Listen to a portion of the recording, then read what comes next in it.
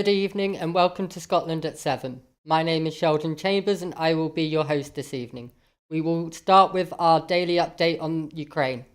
The UN's International Atomic Energy Agency, IAEA, has urged restraint after Zaporizhia's nuclear plant was attacked on Sunday.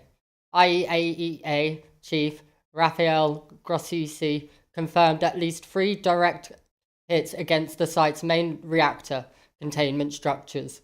Such attacks significantly increase the risk of major nuclear accidents, he said. Russia has been accused of systemically using illegal chemical gas attacks against Ukrainian soldiers. Ukrainian troops claim they have been subjected to almost daily attacks from small drones dropping tear gas and other chemicals.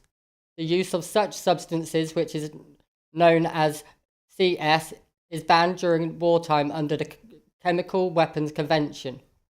Russian Foreign Minister Sergei Lavrov will make an official visit to China to discuss the war in Ukraine. Talks scheduled for today and Tuesday between Russia and China will consist of bilateral cooperation as well as hot topics such as the crisis in Ukraine and the Asia-Pacific, the Russian Foreign Ministry said. On Saturday, the US warned allies that China had provided geospatial intelligence to Moscow in its war against Ukraine.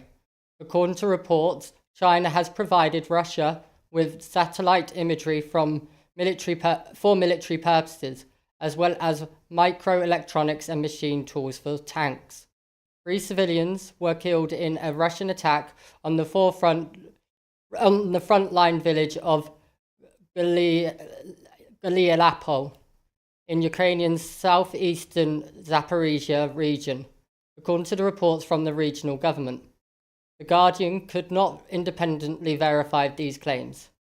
1 civilian was killed and 4 others were injured after Ukrainian drones were intercepted in the Belgorod city, according to the statement from the local governor. Ukrainian President Volodymyr Zelensky has said that Kiev will lose the war against Russia if the US Congress does not approve military aid to battle Moscow's invasion. Republicans in Congress have been blocking tens of billions of dollars in military assistance for Kiev for months.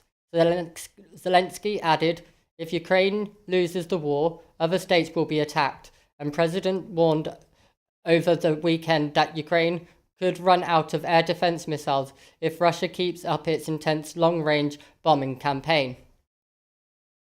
Russia has stepped up attacks on the Chasiv Yar as it seeks to build on territorial gains in recent months. The Chasiv Yar is less than 30 kilometers from Kramatorsk and important rail and logistics hub for the Ukrainian army.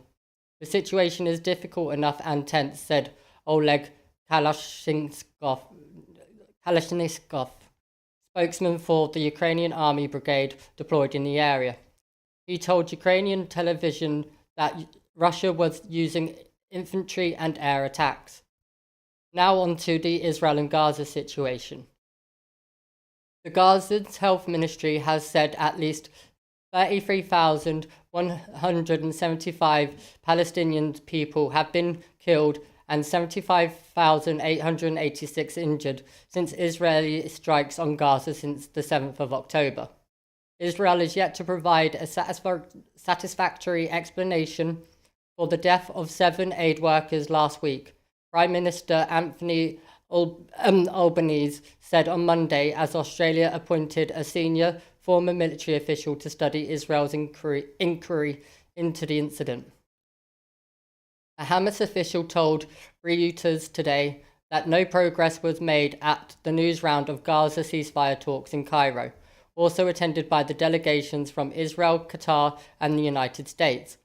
There is no progress yet, he added.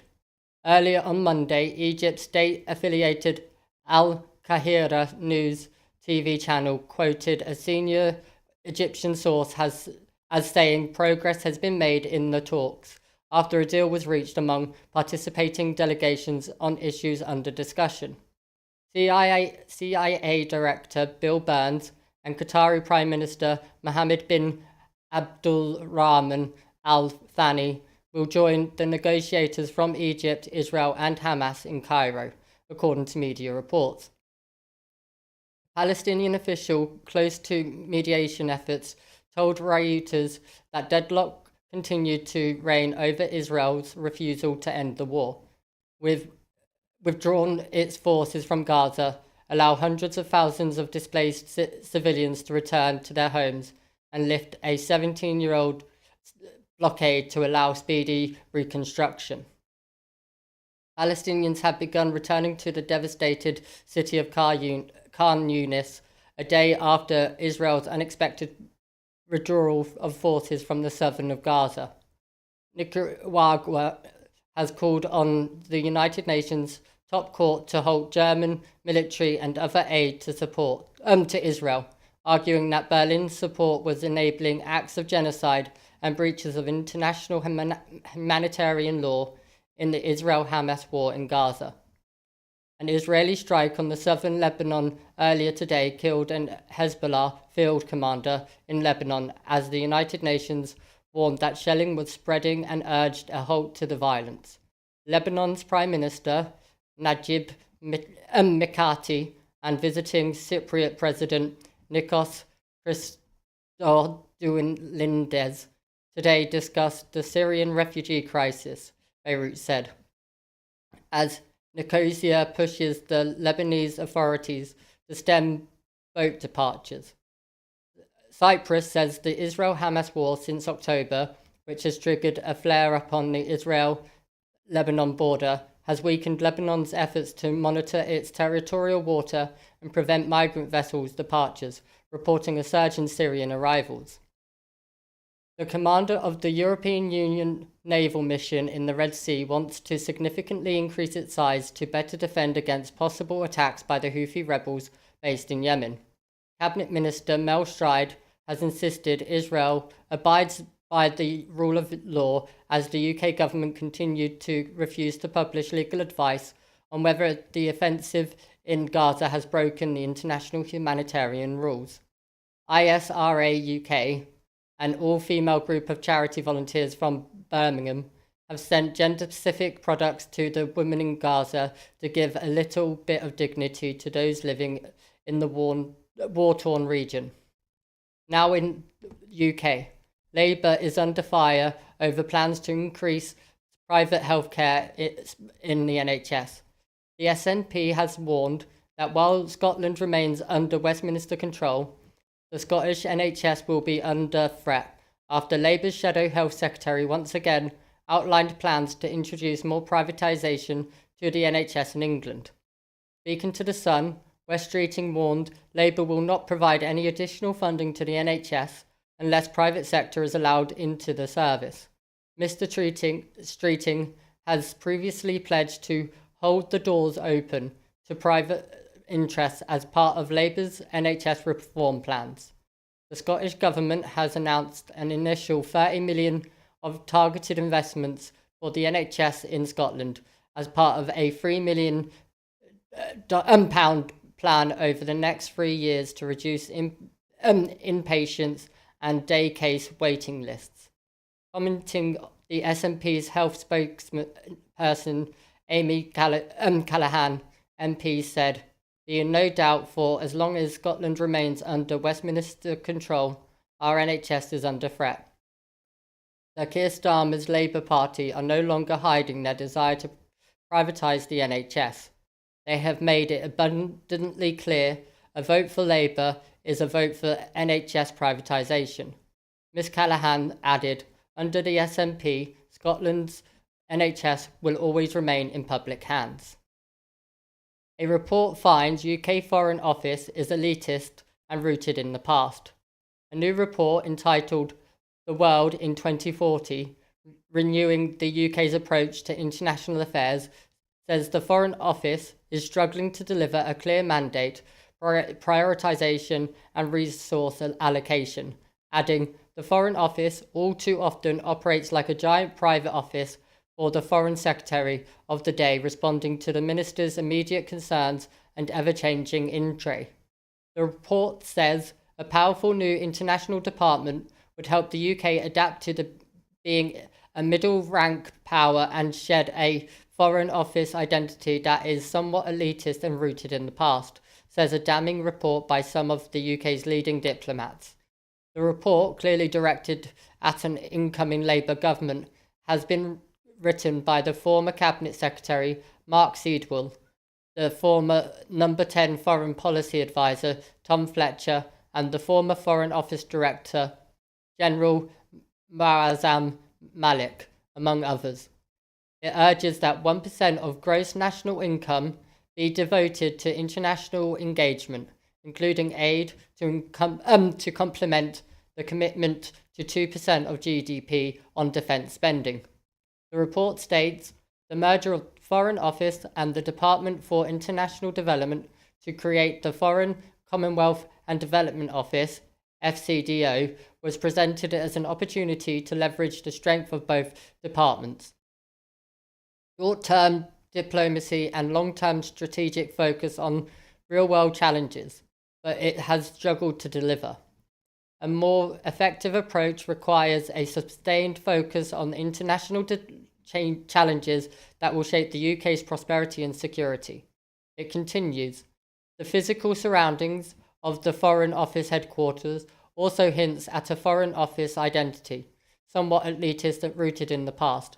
Modernising premises, perhaps with fewer colonial-era pictures on the walls, might help create a more open working culture and send a clear signal about Britain's future. It suggests a model similar to Canada and Australia, where a revamped international department has a strategic oversight over not just aid and diplomacy, but the climate emergency and trade. New research finds Scots will pay less for public services in Scotland. New research shows the average household in Scotland will pay less overall for council tax, water, NHS prescriptions and dental checkups this tax year.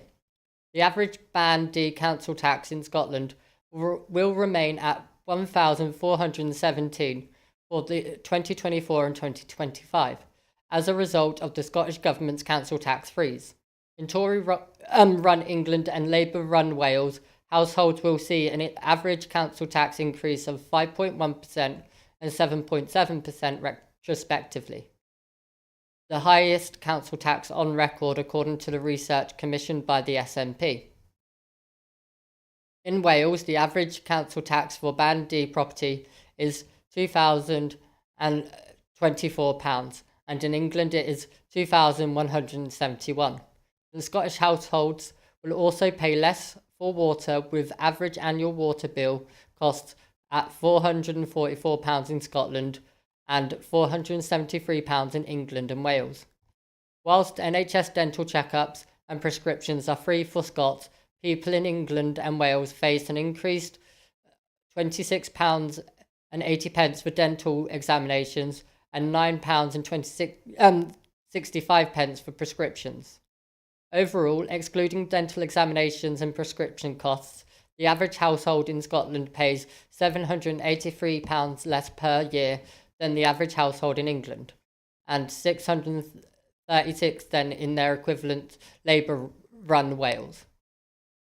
The IMF warns the Bank of England over high UK interest rates.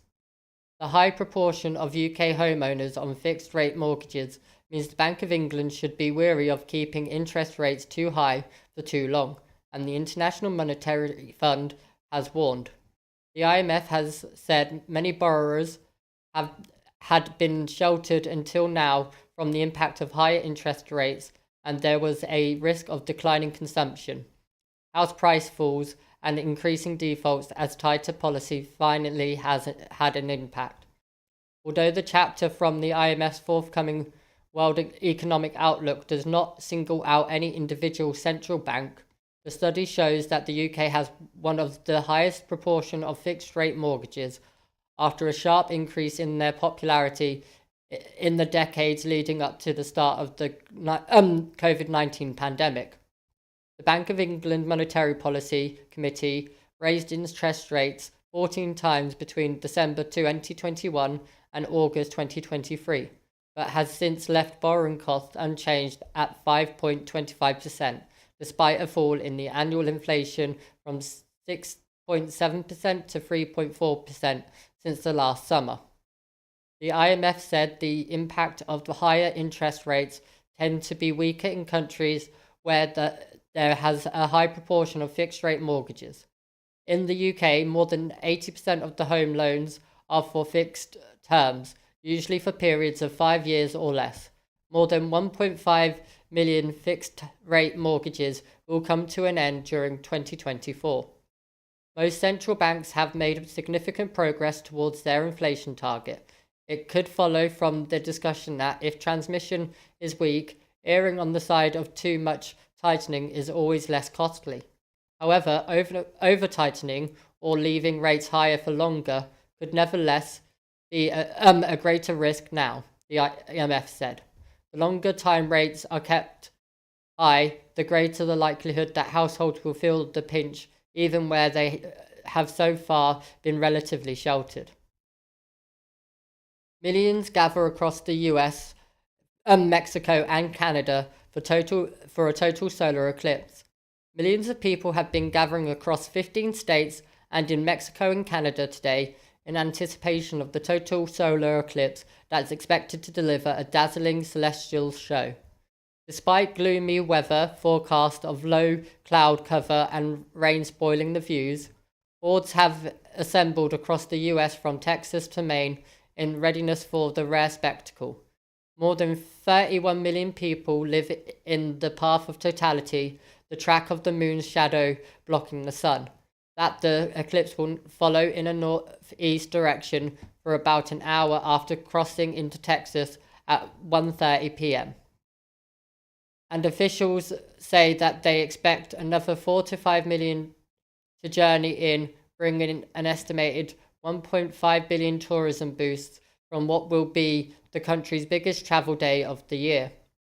It will be another 21 years until the US sees the next coast-to-coast total eclipse, adding to the widespread keenness to witness the moments of darkness and stillness during today's events.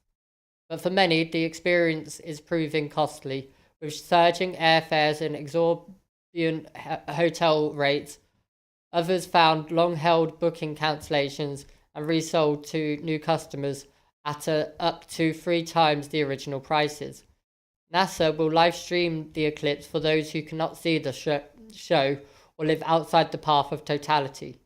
Almost everywhere in North America will experience a partial eclipse of varying percentages depending on the proximity to its center track, and the agency offers its Eclipse Explorer website for people to check what they will see from their location. Due to the investment in seeing the eclipse, many states and municipalities have declared a state of emergency in expectations of massive crowds. In Scotland, the Scottish government complete move to child disability payment for all children. All disabled children in Scotland who receive disability benefits will now be paid directly from Social Security Scotland. Those children and young people who receive child disability payment will also benefit from a review system different to that of the wider UK, one based on dignity, fairness and respect. The latest figure shows around 47,000 children and teenagers have had their awards moved to child disability payment delivered by Social Security Scotland. The transfer began in 2021 when the new benefit was launched to replace disability living allowance for children paid by the Department of Work and Pensions. Around 76,000 disabled children and young people in Scotland now receive child disability payment, including around 31,000 who applied since the new benefit was launched. Child disability payments help cover the extra cost of caring for disabled or terminally ill child or young person. Shirley Ann Somerville, Cabinet Secretary for Social Justice, said, "One of the defining characteristics of the benefit systems in Scotland is that people are treated with dignity, fairness and respect. Everyone in Scotland who previously received disability living allowance for children from the UK government now gets child disability payments from Social Security Scotland. This has been a significant and important undertaking.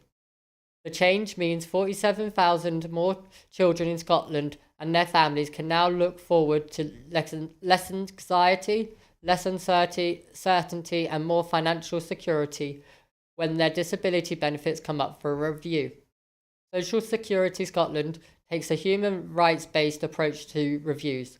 The time between reviews is also set by case managers and can vary from 2 years to 10 years.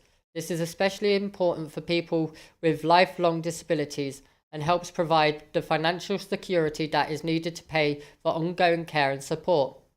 Parents of children receiving the Scottish Child Disability Payment are finding that their experience with Social Security Scotland has been markedly better than under the UK system.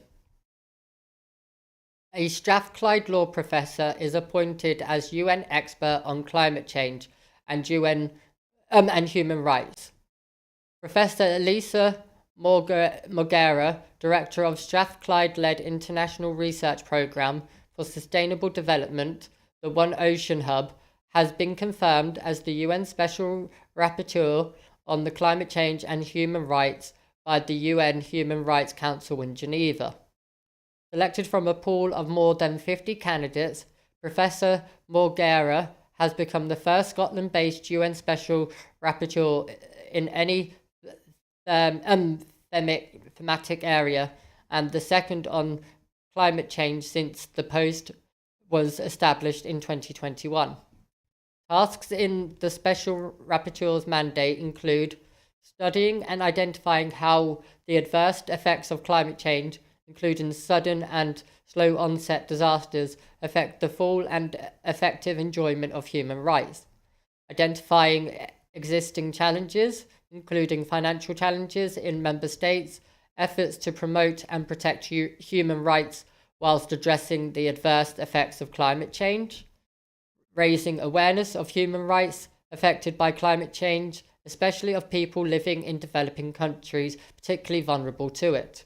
Working closely with member states and relevant stakeholders, including business enterprises, to adopt a human rights perspective, mitigate potential adverse effects of their activities on human rights in the context of climate change.